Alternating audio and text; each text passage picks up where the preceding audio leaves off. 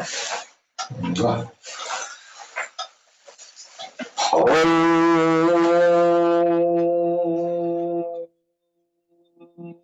श्री कालकी वैष्णवे नमः। ओम श्री कालकी वैष्णवे नमः। ओम श्री कालकी वैष्णवे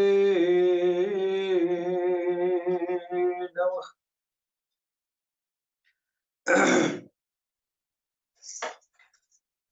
सबसे पहले अपने भगवान सदगुरु के चरणों में प्रणाम करते हुए सामाजिक परिवर्तन के महानायक संत शिरोमणि सतगुरु रैदास जी के जयंती पर हम सभी विश्वव्यापी धर्म प्रेमियों को मेरी तरफ से बहुत बहुत शुभकामनाएं हैं।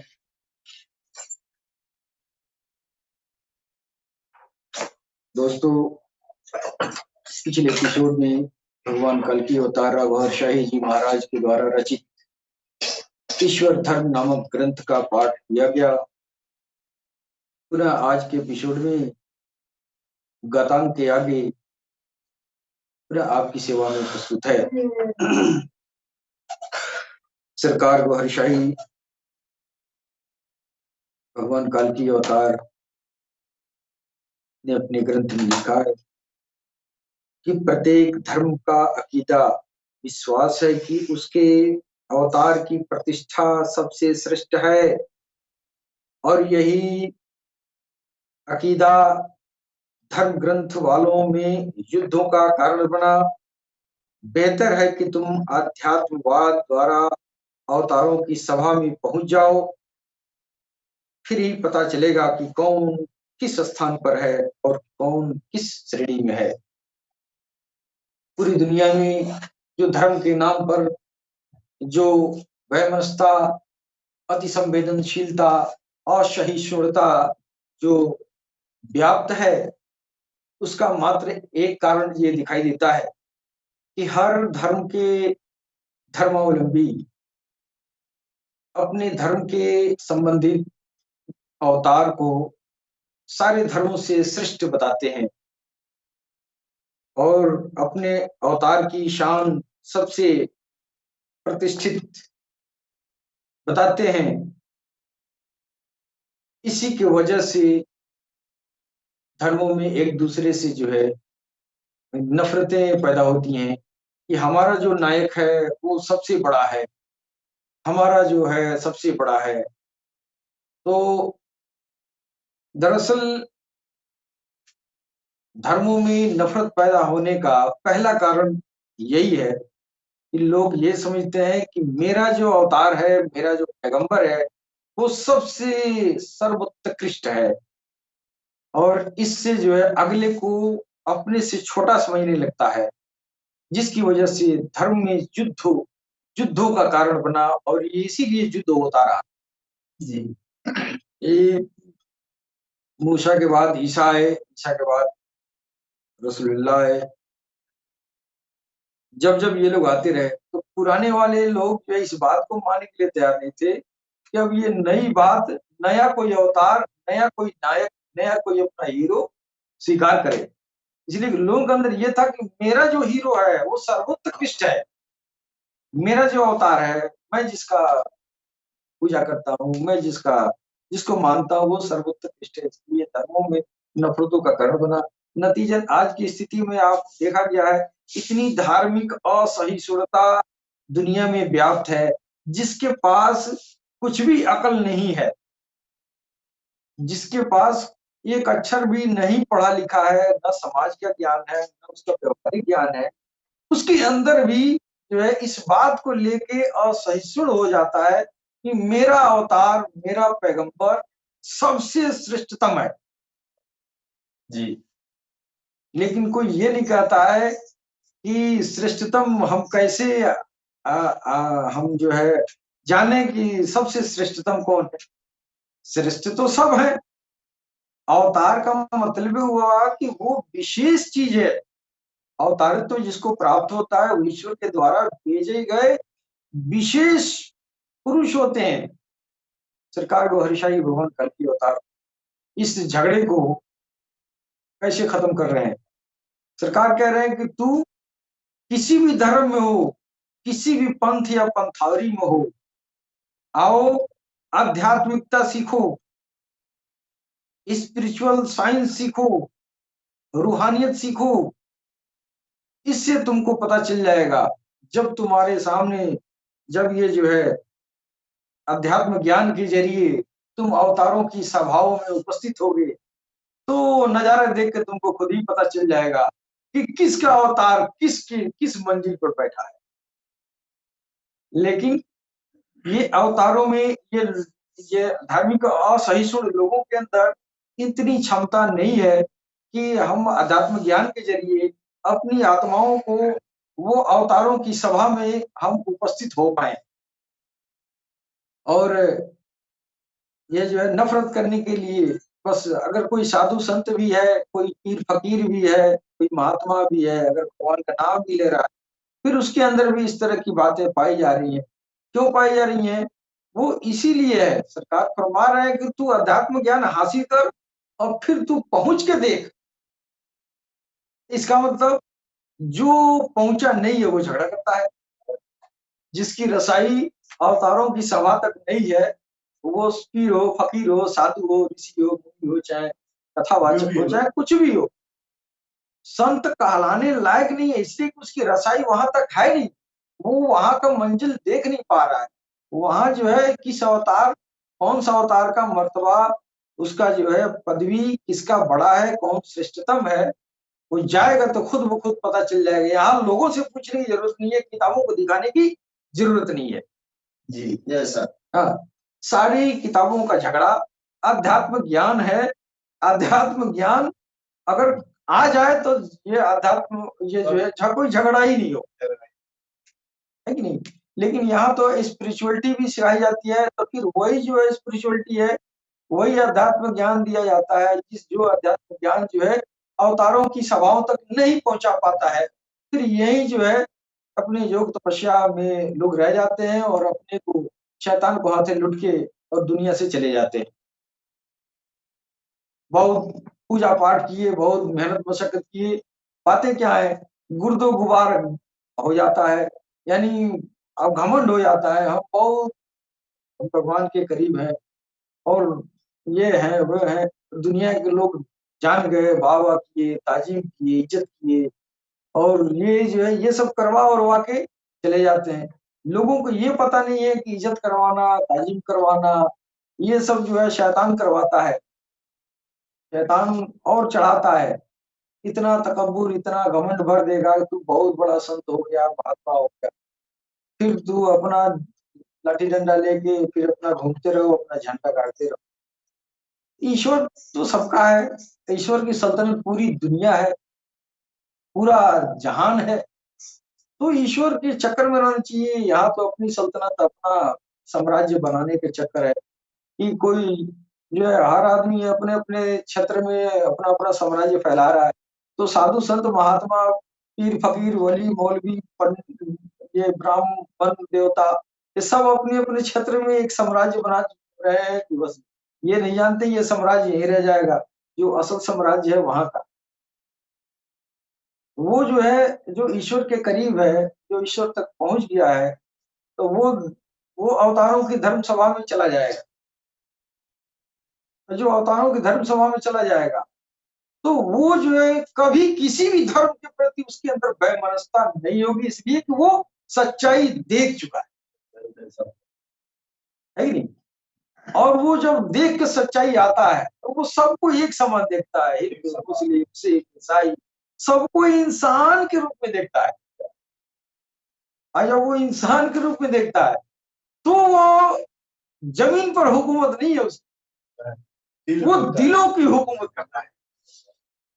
और आज सरकार गौरशाही मोहम्मद कल्कि अवतार, जिनको मेहदी इमाम कहा गया है, जिनको हर धर्म में आने की सूचना भविष्यवाणी होती रही है, सारे धर्मों में उनका उल्लेख है। किसी धर्म में जो है इमाम मेहदी कहा गया, किसी में कल्कि अवतार कहा गया, किसी को उदखील, किसी में समावेल, किसी में उदखील, किसी में समावेल, किसी में सरोस, ईस्ट और तमाम तमाम तरह के, एक मिस्र के देश में रा भी कहा गया है।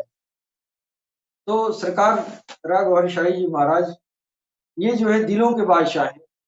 ये पूरी दुनिया में दिलों पे राज करने वाला, दिलों का बादशाह, वो जमीन की हुकूमत से मतलब नहीं है, वो इंसानियत के दिलों को जीतने वाले।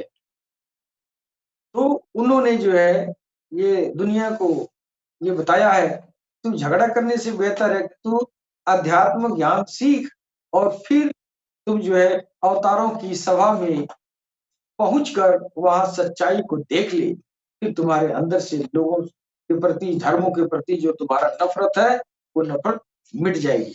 आगे भगवान सरकार कल्कि अवतार लिख रहे हैं,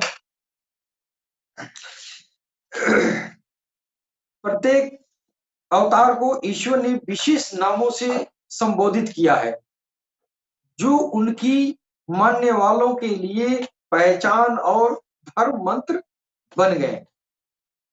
जो भी अवतार ईश्वर ने जमीन पर भेजा है, उन अवतारों का एक विशेष नाम ईश्वर ने दिया है, और वह नाम जो है उसके, उस अवतार के मानने वालों के लिए पहचान बन गया है। यानी उस नाम का, जिस जो वो अवतार का जो नाम है, उस नाम से संबोधित किया ईश्वर ने। और वह नाम जो है, वही नाम आम इंसानियत को, जो उनके मानने वाले जो उम्मती हैं, और उन उम्मतियों की पहचान के लिए वह जो है उनके धर्म का धर्म मंत्र बन गया। यह नाम ईश्वर की स्वभाषा सुरयानी में है। भगवान जो है, धरती की कोई भाषा जो ईश्वर की भाषा है, वो धरती पर कोई भी भाषा कहीं भी नहीं बोली जाती है। जो ईश्वर के, वो ब्रह्मलोक में जो ईश्वर विराजमान है, वहां पर वहां पर जो अपने, वहां गणों से जो अपने, वहां जो मखलूक है, या यहाँ के जो अवतारों से वार्तालापित होता है, या जिससे वो वार्तालाप करना चाहता है, तो फिर वो उसकी वो भाषा जो है, उस सुरयानी भाषा में वह जो है वार्तालापित होता है। तो जो नाम अवतारों का दिया गया, वो नाम जो है सुरयानी भाषा के हैं। इनमें, इनके स्वीकृति से उस अवतार की उम्मत में प्रवेश होता है। अगर आप जिस धर्म में, आप जिस धर्म को मानने वाले हैं, तो उस धर्म के धर्म मंत्र को आपको ग्रहण करना होगा। क्यों होगा? तो आप उस, आपके सामने वो धर्म आया है, आपके सामने आपका वो अवतार, आपका वो मार्गदर्शक आया है, तो उस मार्गदर्शक का जो नाम है, वो उस नाम को आपको अपने दिल में उसको उतारना है, उसको जो है उसका उच्चारण करना, उसको उच्चारण करके, और आप जो है उसको धारण करते हैं, तो आप उस धर्म में दाखिल होते हैं। उस नाम को 3 बार, ईश्वर के नाम के साथ उस अवतार का नाम जो है जुड़ा रहता है।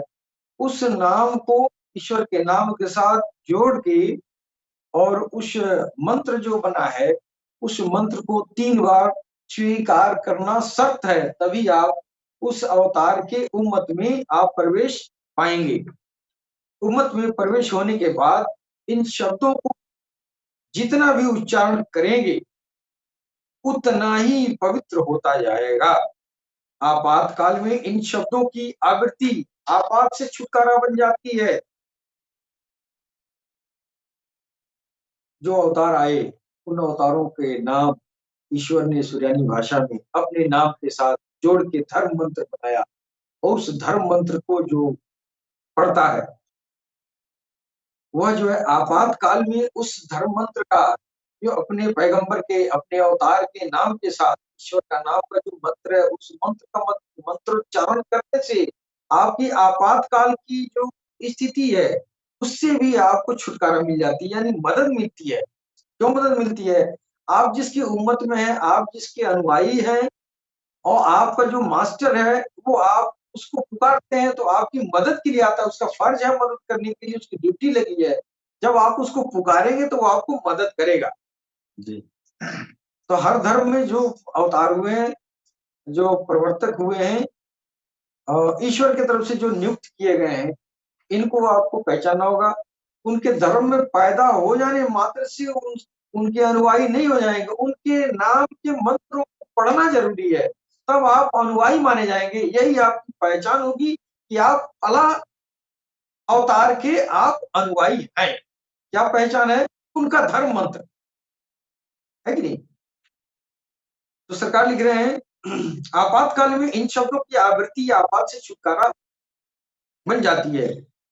कब्र में भी यह कर्मकांड हिसाब किताब में न्यूनतमता के कारण बन जाते हैं। अगर इंसान कब्र में भी जाता है और मरघट पर भी जाता है, वहां पर भी जो हिसाब किताब होती है, वहां पर भी अगर वो धर्म मंत्र पढ़ा है, धर्म मंत्र वाला है, चाहे किसी भी धर्म का हो, अपने धर्म मंत्र को वो स्वीकार किया है, फिर वहां भी उस धर्म मंत्र की बदौलत उसको जो है वहां भी आसानी मिलती है।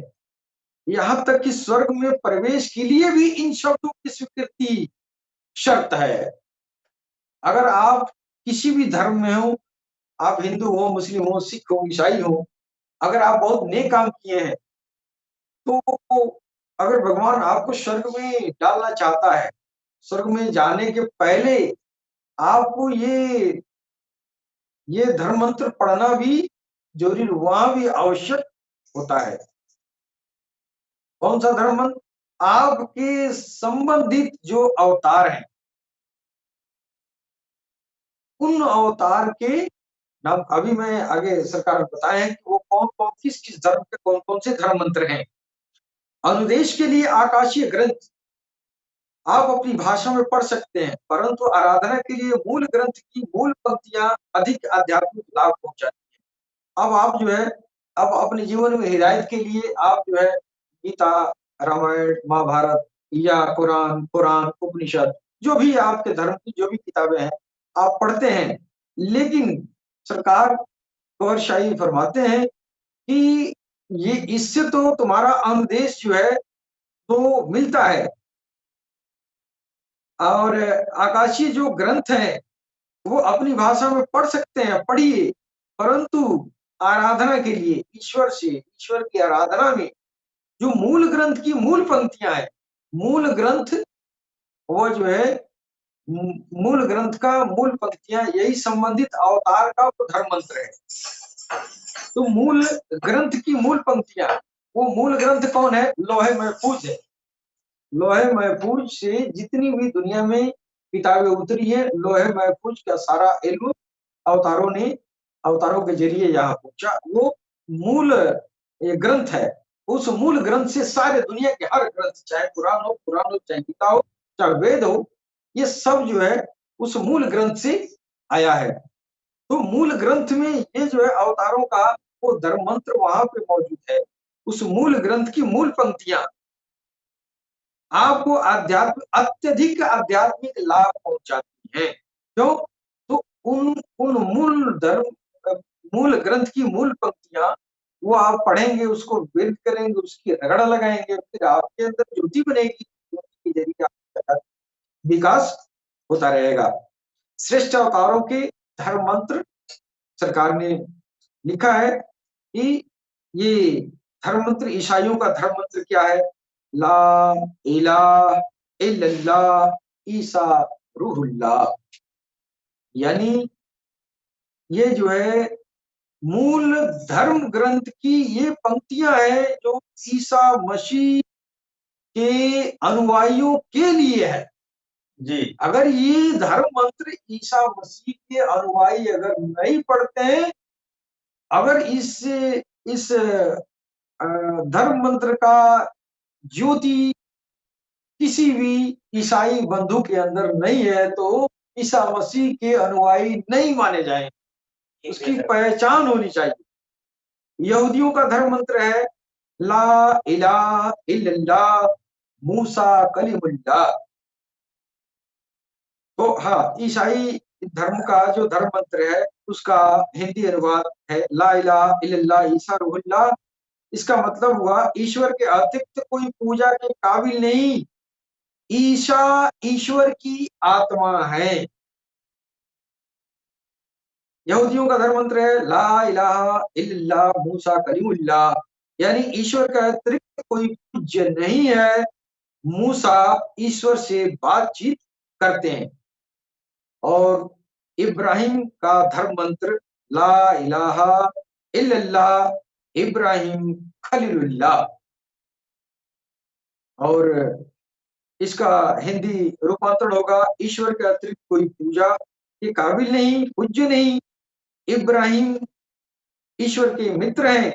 मुसलमानों का धर्म मंत्र है ला इलाहा इल्लल्लाह मोहम्मद रसूलुल्लाह, यानी ईश्वर के अतिरिक्त कोई पूजा के काबिल नहीं और मोहम्मद रसूलुल्लाह, मोहम्मद ईश्वर के रसूल हैं। लेकिन एक एक जगह ये भी है, अब ये सनातन धर्म तो सबसे पुरातन धर्म है, तो सनातन धर्म में तो उसमें भी तो अवतार आए और ये धर्म लेके आए होंगे, तो ये जो है कालांतर में बात करते करते अवतार ही को भूल गया लोग। अब इस समय अवतार की चर्चा है, वो जो है धर्म मंत्र भूला है, भूल गया, धीरे धीरे भूल गया नहीं। तो ये जो है हमारे सनातन धर्म के भी जो है धर्म मंत्र हैं और वो धर्म मंत्र वहीं से आए हैं जहां से सारे मंत्र आए हैं। तो मूल ग्रंथ जो है लोहे महफूज का वो जो है वो सनातन धर्म का पहला मंत्र, पहले अवतार का मंत्र पहले सनातन धर्म में आया। उसके बाद से तब ला इलाहा इल्लल्लाह रसूल इशारुल्लाह ला इलाहा इल्लल्लाह ला इलाहा इल्लल्लाह मूसा कलीमुल्लाह ला इलाहा इल्लल्लाह इब्राहिम खलीलुल्लाह ला इलाहा इल्लल्लाह मोहम्मद रसूलुल्लाह। इसके पहले जो धर्म मंत्र शुरू हुआ था भगवान शंकर देवादिदेव महादेव, जो वही जो है हजरत आदम सलीम है और वो जो है सनातन धर्म की जो है वो वहीं से शुरुआत की, उन्हीं से हमारा सनातन धर्म शुरू हुआ।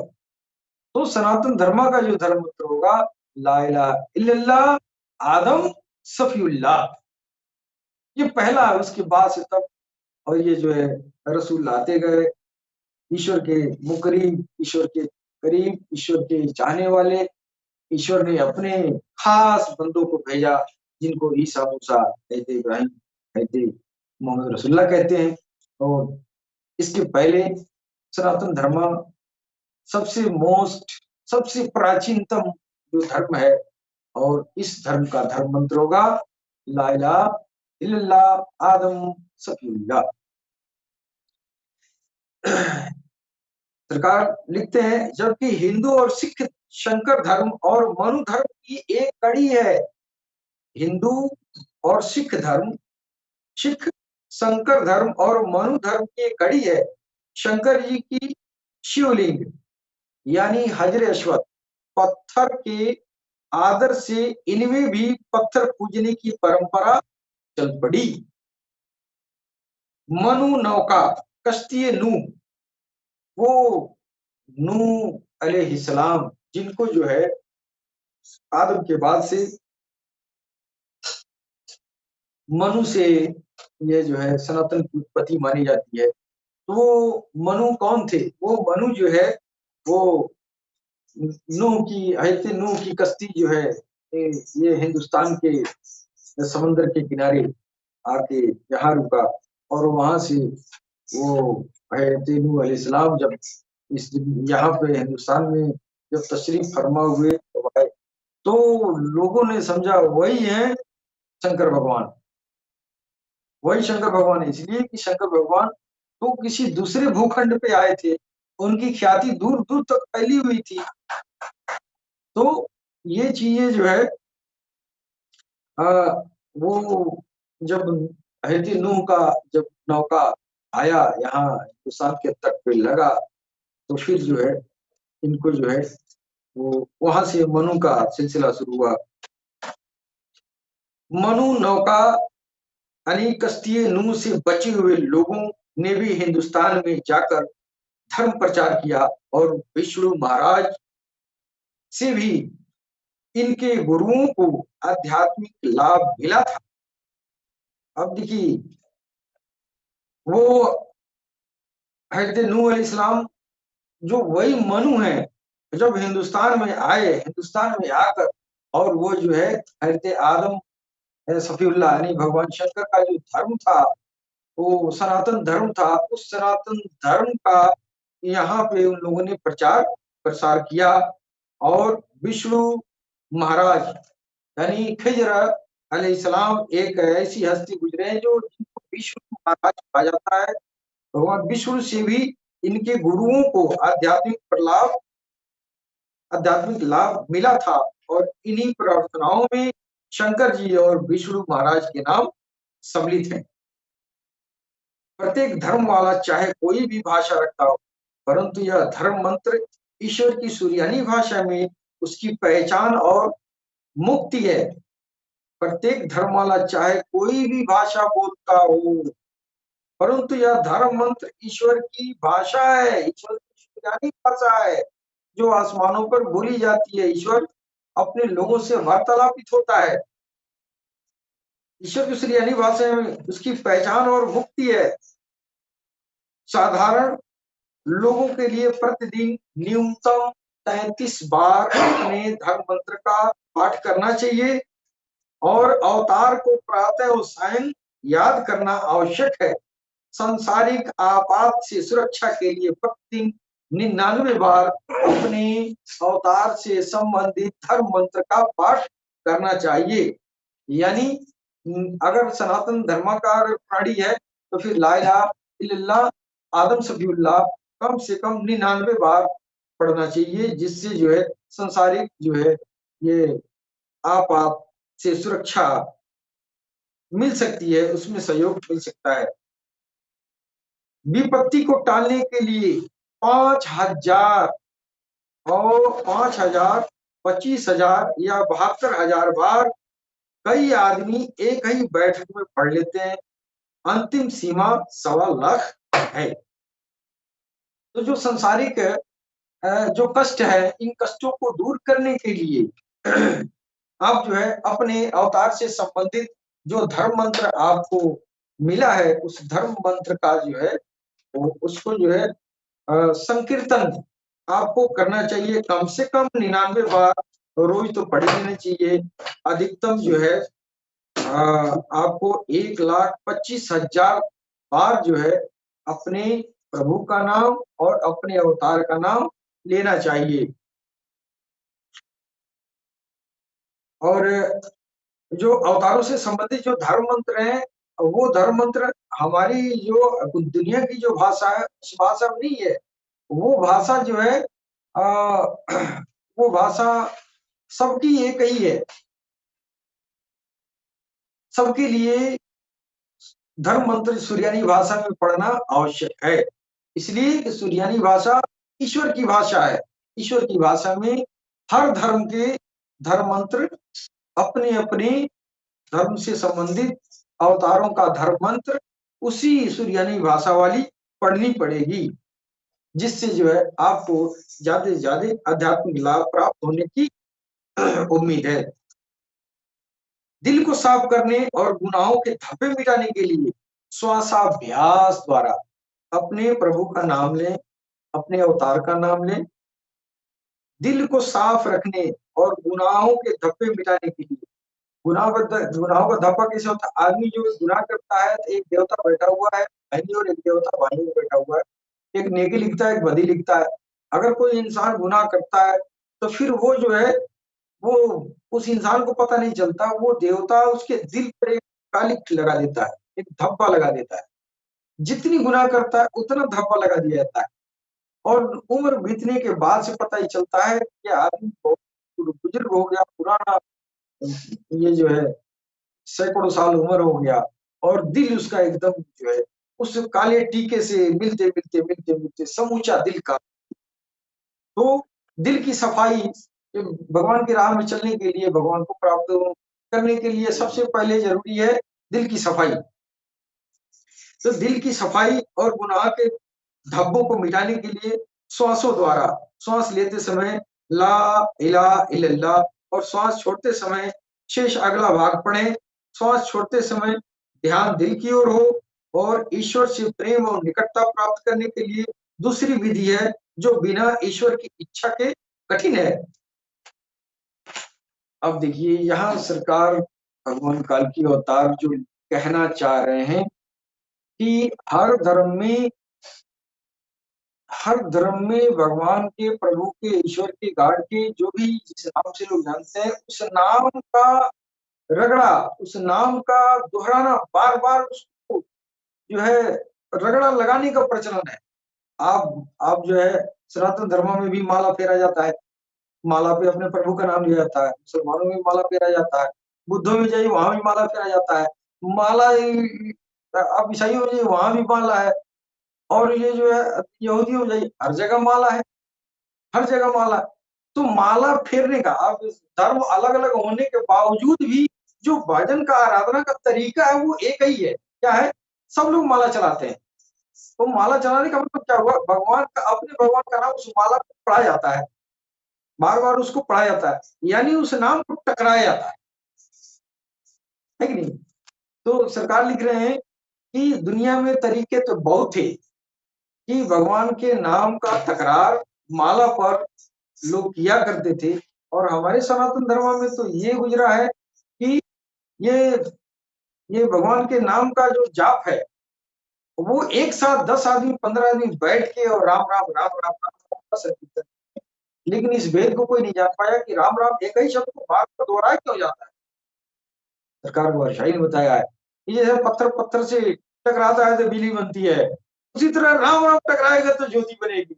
ज्योति ही तुम्हारे आत्मा का भोजन है। वो आत्मा उस भोजन को करके ताकत पकड़ेगी, फिर वो इस दर्शन के लिए निकल के जाए। दरअसल संकीर्तन जो है वो ज्योति बनाना है जी। अब जो है सरकार पूरी दुनिया को एक विधि और जो है बता रहे हैं, ईश्वर से प्रेम और निकटता प्राप्त करने के लिए एक दूसरी विधि है जो बिना ईश्वर की इच्छा के कठिन है। हर धर्म में तो राम राम या भगवान का नाम या अल्लाह का नाम, जिस भी धर्म में जो है जो भी नाम आया है उस नाम का विरध किए, बार बार भजन माला टकराए, रगड़ा लगाए, जुबान से बोलते रहे, उम्र भर लोग जाप करते रहे। लेकिन सरकार कह रहे हैं एक ऐसा विधि है जो ईश्वर के प्रेम में जाने के लिए, ईश्वर के करीब जाने के लिए, ईश्वर के समीपता, निकटता प्राप्त करने के लिए एक और विधि है। लेकिन वो विधि आपके बस की बात नहीं है। वो विधि, वो ईश्वर खुद चाहेगा तो होगा जी। हाँ, वो विधि ईश्वर के चाहने पर ही होगा, वरना नहीं होगा। और वो कौन सा विधि है? जो राम राम या अल्लाह अल्लाह जो कर रहे हैं वो बाहर कर रहे थे, उसको अंदर करना है धड़कनों में। सरकार ने कहा इस विधि में आपके मेहनत करने से नहीं होता है, ये जो है उसकी मर्जी से होता है। तो ईश्वर जब चाहेगा कि हम आपको अपनी नाम लेवाओं में शामिल करें तो फिर इस विधि को आपको जो है प्रदान करता है। कैसे करता है? अपने किसी दोस्त से मिलवा देता है, फिर वो विधि उसको सिखा देता है। तो उसमें चाहत उसकी ये होती है, जब उसका दोस्त मिलता है ना, तो उस शिष्य को जिसको वो हृदय भजन का विधि देना है, जिससे हृदय भजन करवाना चाहता है प्रभु, तो उसको वो जो है वो उसकी अपनी स्वीकृति देता है। ऐसा अपने दोस्त को भेजेगा, उसकी हुलिया पकड़ के भगवान के पास, ईश्वर के पास वो लाया जाता है। फिर ईश्वर देखता है, फिर जो है वो अगर वो उसको मंजूर कर लिया तो फिर वो जो है हामी भर देता है, हाँ चलो मैं तुमको अपनी नाम में शामिल कर लूंगा। कर लिया तो वो हृदय की धड़कनें भगवान के नाम से धड़क। ये अपने बस की बात नहीं है, ये जो है पारंगत गुरु ही कर सकता है। इसलिए ईश्वर की स्वीकृति दिलाने के लिए उस शिष्य को ईश्वर के रूबरू खड़ा करना पड़ता है, ईश्वर के समीप ले जाना पड़ता है। फिर वहां स्वीकृति जब होती है तब इसकी धड़कनें तेज होती है। तो दो देवताओं की ड्यूटी लगा देता है। अब ये आदत जो है आपको आपको अपने मन से कुछ नहीं करना है, वो खुद खुद ईश्वर की स्वीकृति हो जाएगी तो ईश्वर चलवा देगा। दो देवताओं को भेज देगा, आपके सीने में बैठे रहेंगे, आपके दिल की धड़कनों को पकड़ पकड़ के राम राम राम राम अल्लाह अल्लाह में गड़गड़ाहट लगाते रहेंगे। आप अपने शरीर से जिस्म से आप अपना काम करिए दुनिया का, आपका हृदय जो है भगवान के भजन में है। तो सरकार ने फरमाया दस्तकार में दिल यार में, किसी को कहा गया कि हाथ से दुनिया का काम करिए और दिल को जो है भगवान को दे दिया। दिल भगवान भगवान कर रहा है, राम राम कर रहा है, अल्लाह अल्लाह कर रहा है, और हाथ अपने बीवी बच्चों का सेवा कर रहा है। ये है फकीरी। अब ये जो है सतलों के साथ बांध के और भगवान का व्यापार खोल के बैठे हुए हैं, दूसरा कोई काम नहीं है, बीवी बच्चों को छोड़ दिए और जंगल में चले गए लोटा जंपा बढ़ा के, और ये और दुनिया को साधु की प्रवृत्ति दिखाया जा रहा है कि हम साधु हैं। यहाँ तो भगवान ने उसको अपने नाम लेवाओं में शामिल ही नहीं किया है। प्रभु अपनी उस बंदे को अपने नाम लेवाओं में शामिल ही नहीं किया। और साधु संत महात्मा फकीर पीर और ये जो है औलिया क्या क्या कहलवा दिया जाता है दुनिया में, और वो जीवन भर गुमराह ही रह जाता है। लेकिन ईश्वर का जो समीपता लाने वाला जो असल जो ज्ञान है, वह ज्ञान क्या है? वो हृदय भजन है। हृदय भजन की चलो भगवान शंकर देवादिदेव महादेव के जमाने से ही शुरू है हृदय भजन। इसलिए अगर ये प्रमाण है कि सनातन धर्म में सनातन दौर से जो है एक ही मंत्र का जाप, हरे राम हरे राम हरे राम हरे राम राम राम हरे हरे राम हरे राम, यानी हरि भी प्रभु का नाम है और राम भी प्रभु का नाम है। तो राम राम का बार बार रगड़ा लगाना इस ओर संकेत करता है कि भगवान की पूजा इसी तरह होती है, रगड़ा लगाने वाली। और ये जो बार होता है इसी तरह अंदर भी हो सकता है। अब ये बात गुरु बता, जैसे आप सरकार ने बताया एक इंसान के अंदर 16 इंसान मौजूद, 16 जो है आत्माएं हैं, 16 जिस्म है, 16 आंख नाक कान के जोड़े हैं जी। तो ये जो स्थूल शरीर का जो नाक आंख कान जुबान है, ये राम राम कर सकता है, वो भी तो राम राम कर सकता है जैसा। तो ये राम राम जो बाहर जो हमारे सनातन धर्म में जो 10 आदमी या 12 आदमी या कुछ आदमी एक पास बैठ के और हरे राम हरे कृष्ण का 24 घंटा अखंड संकीर्तन कहा जाता है। दरअसल देखिए इशारा कितना बेहतरीन है, लेकिन जमाना समझ नहीं पाया। अखंड संकीर्तन, अखंड मतलब कभी टूटे नहीं। और 24 घंटे के बाद आप बंद कर देते हैं तो अखंड कहाँ होगा? अखंड वहां से ये शुरू हुआ है। अखंड का संदेश भगवान देवादिदेव महादेव भगवान शंकर कहते आदम सफीउल्लाह के द्वारा यह ज्ञान दिया गया था कि भगवान का भजन अखंड करो, भगवान का संकीर्तन अखंड करो, यानी कभी टूटे नहीं। अब यह बात जो है कालांतर में बिगड़ते बिगड़ते जो अखंड संकीर्तन अंतर होता है वो अखंड संकीर्तन बार होने लगा, और बार होते होते आज की डेट में क्या है, अब वो आराधना उपासना और ये जो है पूजा वही मान लिया गया कि ये है। दरअसल वो बाहर जो किया जाता है वो अंदर का नकल है। सरकार गौर शाही फरमा रहे हैं कि तेरे अंदर एक इंसान के अंदर 16 इंसान इस ढांचे के अंदर बंद है। जैसे तुम्हारा ये जुबान जो जायज दिखाई दे रहा है ये राम राम कर सकता है, तेरे अंदर वाला भी जितने भी प्राणी वर्ग मौजूद है वो सारे प्राणी वर्ग भी राम राम कर सकते हैं जी। बाहर तू राम राम करता है तो 24 घंटे में तू राम राम करके बंद कर देता है और कहता है अखंड कीर्तन है और अखंड खंडित हो जाता है। लेकिन अगर वो अखंड संकीर्तन अंदर या वो अंदर की वो प्राणी वर्ग जागृत हो गए, उनको राम राम में लगा लिया। एक इंसान के अंदर 16 इंसान राम राम करना शुरू कर दिए ना, अब वो हुआ अखंड कीर्तन। एक बार राम राम शुरू तो फिर उम्र भर राम राम होती रहेगी, कयामत राम राम होती रहेगी। उसको बोलेंगे अखंड संकीर्तन। ये है अखंड संकीर्तन। ये अखंड संकीर्तन जिसके अंदर शुरू हो गया, ये जो है वही जो है ईश्वर के कुर्ब, ईश्वर के करीब, ईश्वर का समीपता हासिल कर सकता है। और सरकार गौरशाही का जो पैगाम पूरी दुनिया में है, इसी अंदर की जो आराधना का जो हृदय भजन का जो तरीका है, जो अपने हाथ में नहीं है, जो ईश्वर की मर्जी से ये चालू होता है। ईश्वर चाहता है तो हमारी हृदय भजन होती है। ईश्वर चाहता है तब हमारा कल्ब, हमारा हृदय कमल वो जो है जारी होता है। फिर हम अपना काम करते रहते हैं, हृदय कमल राम राम करता रहता है जी। और ये अपने बस में नहीं है। इसी राम रतन धन पाने के लिए शिष्य अपना सर्वस्व निछावर कर देता है। गुरु के लिए सर भी कम है। कबीरदास ने कहा गुरु मिले, ये शिष्य दिए फिर गुरु मिले, फिर भी सस्ता जान।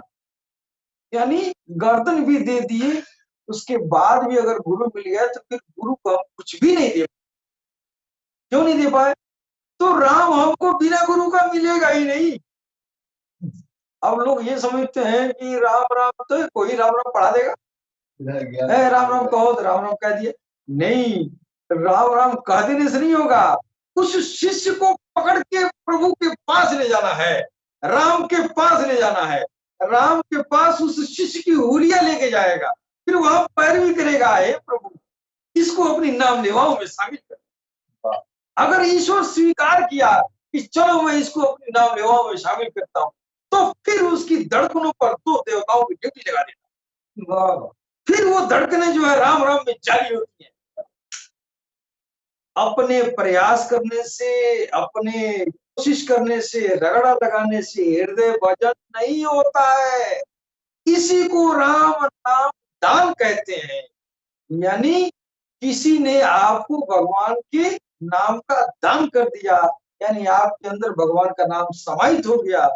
फिर अब क्या पूछना है? जब अंदर राम गया, फिर रगड़ा लगी, ज्योति बनी, फिर आत्माएं उसका सेवन की, ताकतवर बनी।